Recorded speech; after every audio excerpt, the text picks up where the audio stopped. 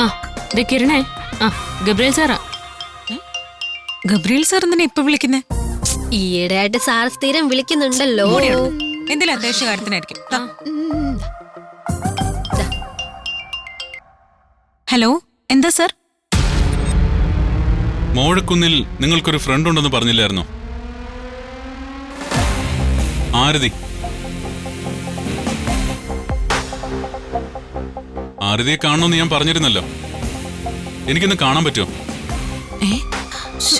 എന്ത്? അതെ, ആരതിയെ കാണണമെന്ന് പറയുന്നു. എന്തു പറയും? അതെ, ആരതി സ്ഥലത്തില്ലാന്ന് പറ. ഹലോ സാർ, ആരതി ഇവിടെ ഒന്നും ഇല്ല. ഇവിടെങ്ങും ഇല്ലാത്തൊരാളെ നിങ്ങളെങ്ങനെയാ പോലീസ് സ്റ്റേഷനിൽ ഹാജരാക്കിയത്?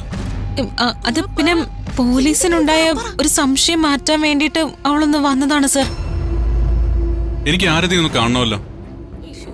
നിങ്ങളൊന്ന് ഹെൽപ്പ് ചെയ്യണം. അല്ല സാർ, എന്തിനാ ആരതിയെ കാണുന്നേ? അത് അംബികയുമായി ബന്ധപ്പെട്ട ഒരു കാര്യത്തിനാ. ആരതിക്കും അംബികയായിട്ട് ഒരു ബന്ധമില്ല സാർ. ആരതി എവിടെ ഉണ്ടെന്ന് പറഞ്ഞാൽ മതി, ഞാൻ അവിടെ പോയി കണ്ടോളാം. ഞാൻ സാറിനെ വിളിക്കാം സാർ. ശരി. എന്തടി? എന്താ? ഉടനെ കാണണമെന്നാ പറയുന്നത്. ഞാനിപ്പോ എവിടുന്ന് ആരതിയെ കൊണ്ടുവരാനാ?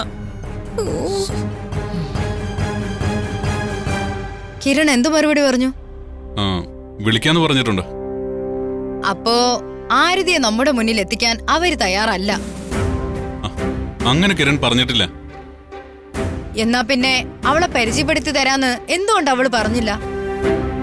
അവർക്ക് എന്തോ ഒളിക്കാനുണ്ട്.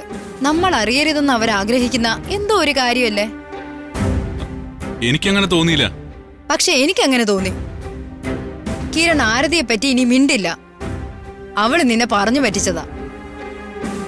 എമിലി, നീ കിരണിനെ പറ്റി ആവശ്യമില്ലാതെ ഇങ്ങനെ സംശയിക്കരുത്.